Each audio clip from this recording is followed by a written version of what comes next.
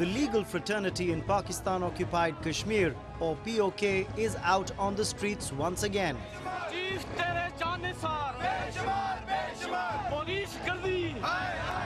The lawyers are protesting the failure of the police to apprehend the criminals behind the failed bid on the life of POK High Court Chief Justice Ghulam Mustafa Mughal.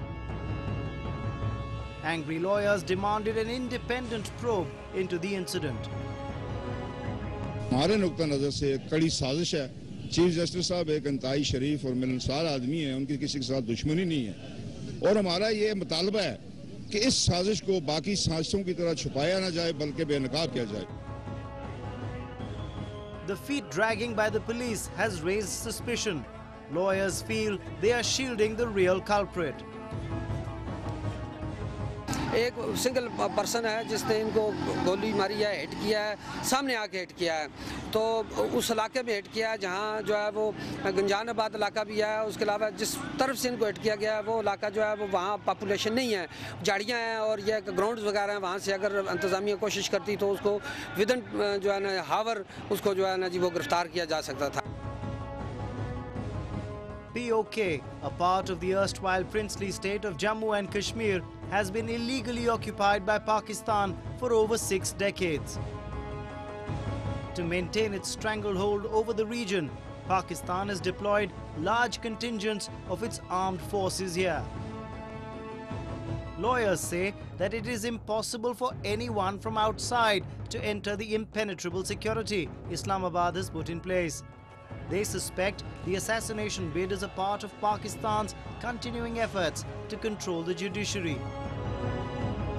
जो मामलात इस वक्त आज़ाद कश्मीर में ज़ेर नज़ा बने हुए हैं, मैं समझता हूँ ये 9 मार्च 2007 से जिस एक गलत काम की, जिस एक गलत रवायत की पाकिस्तान में बुनियाद रखी गई थी कि अदलिया को सर करने के लिए और इस मुल्क में जुल्म और सितम का जो है वो निज़ाम उसको रवा रखने के लिए और इंसाफ को दबाने के लिए जो कार्रवाई उस वक्त की गई थी, उसके तसलसल में फिर 3 नवंबर 2007 का जो है वो 3 नवंबर 2007 का वो जो क्रैकडाउन किया गया अदलिया पे, उसी की तसलसल में अब आज़ाद कश्मीर में जानबूझकर हालात को ख़राब किया जा रहा है। The assassination attempt has instilled fear amongst Kashmiris. Many say the Pakistani Secret Service, the ISI, is behind the attack. The intelligence agency has been using proxies to target influential people and nationalist leaders in the region.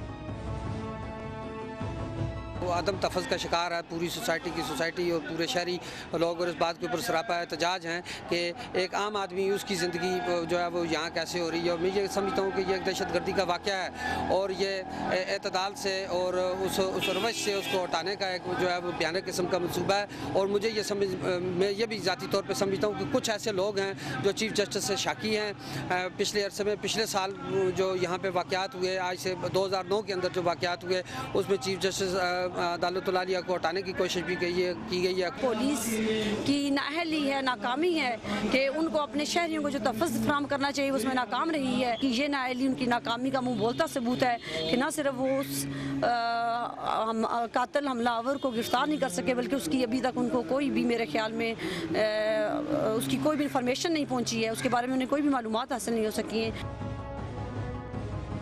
The assassination bid assumes significance because of a slew of high-profile cases being heard by the top judge.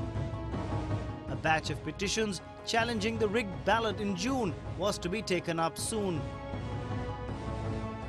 President Asif Zardari's party, which managed to cobble together a majority to form the government in POK, has been accused of stuffing ballot boxes and intimidation of voters.